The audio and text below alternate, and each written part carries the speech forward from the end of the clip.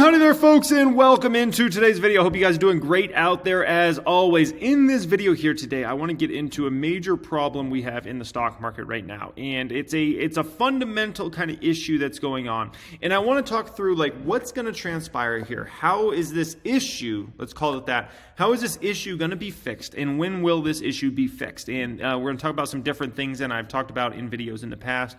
We've spoke about forward PEs of different stocks out there. We've spoke about tax loss harvesting. We've spoken about a lot of that sorts of things recently, right? But there's a different kind of perspective I have on some stuff that's going on. Hope you guys enjoy this video as always. Hope you learn a little bit from it and all those sorts of things. Also, make sure, if you have not already, you hit that subscribe button. It's absolutely free to do so. And if you want to be notified every time I drop a video, you can hit that as well. Okay. Also, we got a free 7-day trial of my prep stock group going on right now. Check out pinned comment for that.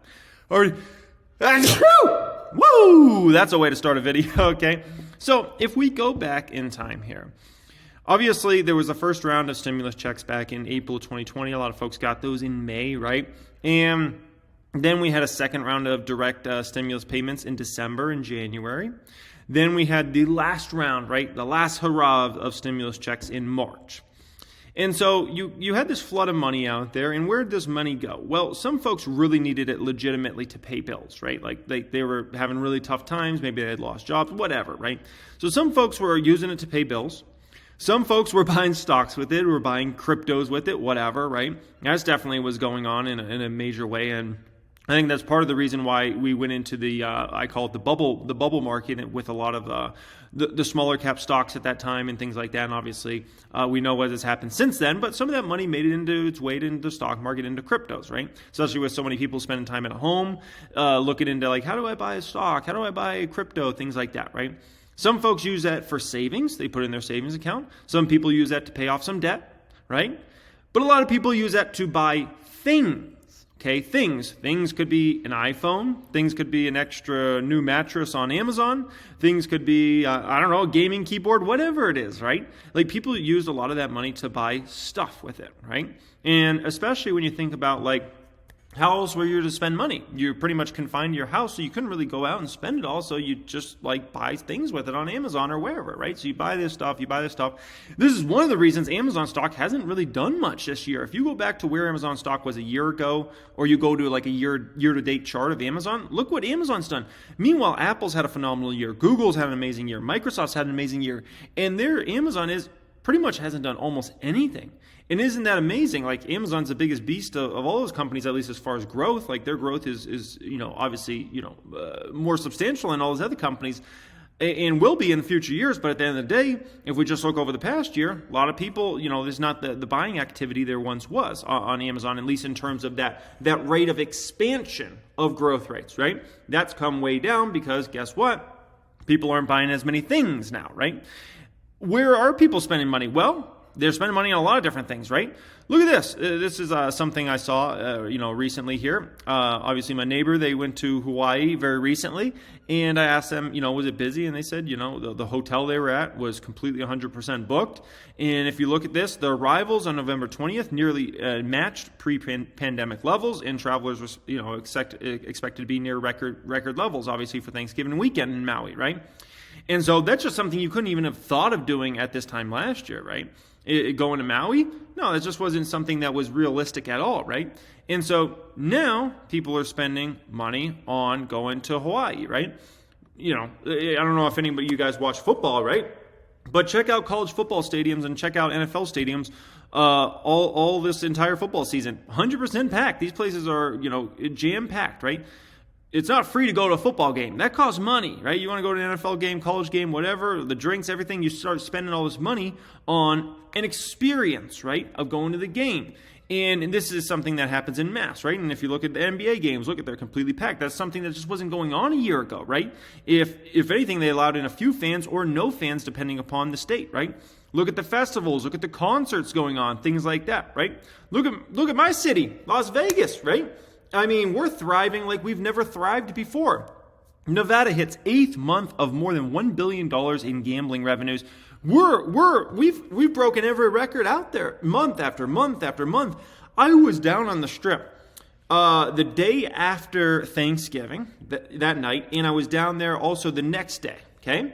And I can tell you, in my 5-6 years of living here in Vegas, I've never, ever seen it that busy before.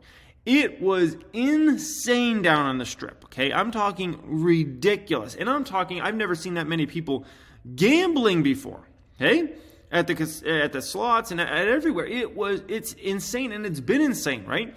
And this is something that, if you go back to 2020, it just wasn't realistic, right? Some of the hotels on the Strip were still closed, right? You had, obviously, huge restrictions. And now here we are. Nevada hits its 8th month of more than $1 billion in gambling revenue. It's been absolutely insane. The amount of people down there is, like I said, I've never seen that many people in my life on the Strip. And that's saying a lot. And, so needless to say, that's going on, right? And people are spending money on experiential things in mass right now, trips, football games, whatever, right? Whereas a lot of that money was going toward things a year ago, right?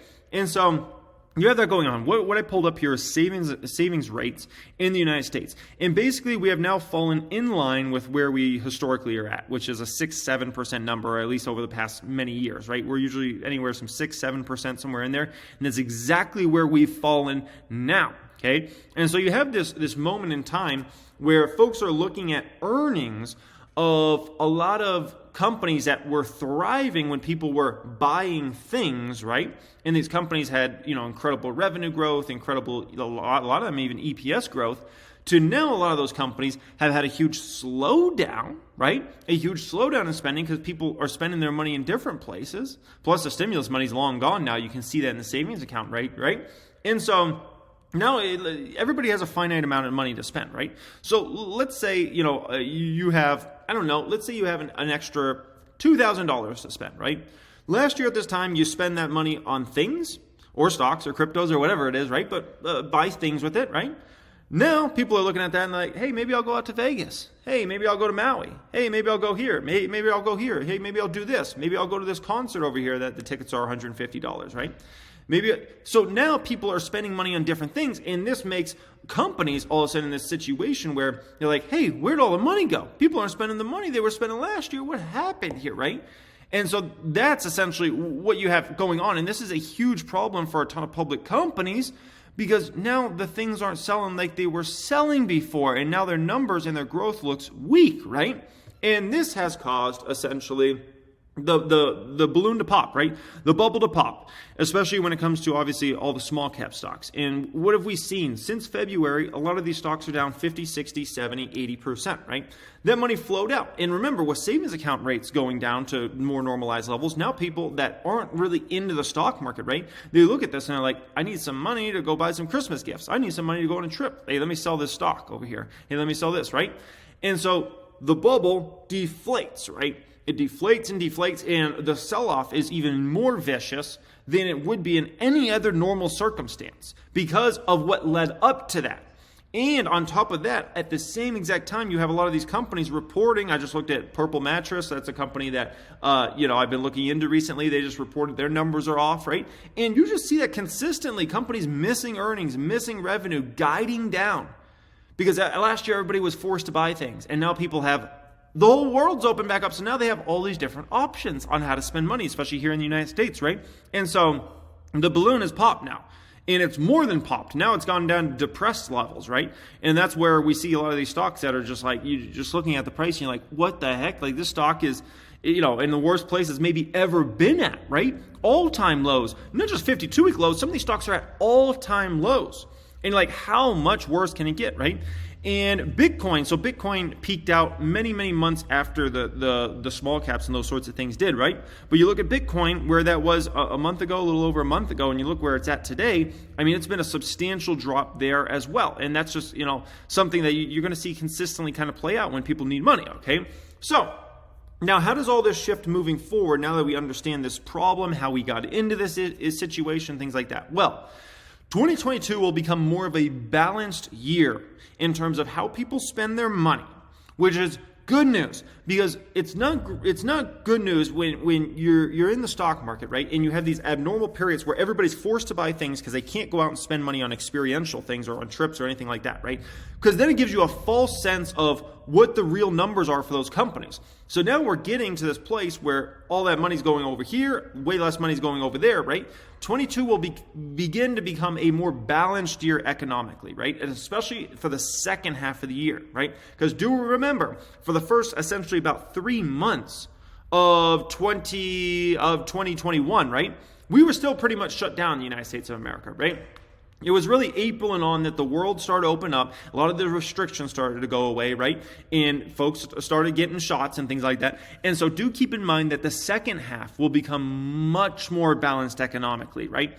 And we'll start to move to a more normalish economy, where people are, where it's not like you get an abnormal amount of people just spending money on this thing versus this thing, right? Because a lot of those folks that have been, pent up demand for travel are already doing it. It's clear, like you look at the numbers, it's going on and it's been going on, right? You don't get Vegas to have 8 straight months of record revenues without, or $1 billion plus. You don't get those sorts of numbers unless people are already doing that traveling, right? And that will continue to play out into the beginning of 22, right? And so, as the year goes on more and more, we'll get a more normalish economy. We'll get more normal spending habits, which is absolutely vital, and especially if you're trying to judge stocks and what's a realistic revenue growth rate for a company. It's very, very important you know these numbers, okay? Now, we're shooting way too far to the downside here, right? Between tax loss harvesting and obviously between the bubble deflating in a massive way. We're shooting way too far, especially a lot of the small caps, right?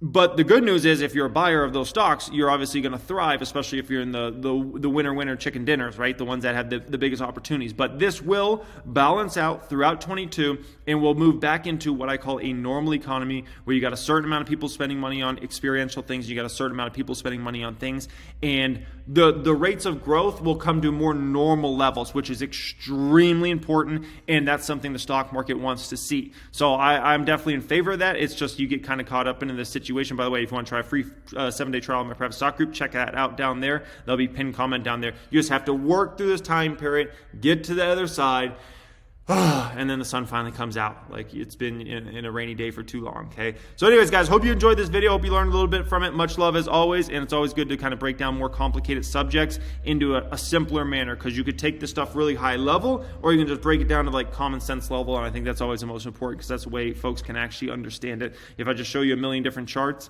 sometimes it can get a little confusing, right? When you just break it down on the simplest level, you start to put these pieces together, and like, yeah, that kind of makes sense, right? So anyways, guys, much love as always. Have a great day. Peace!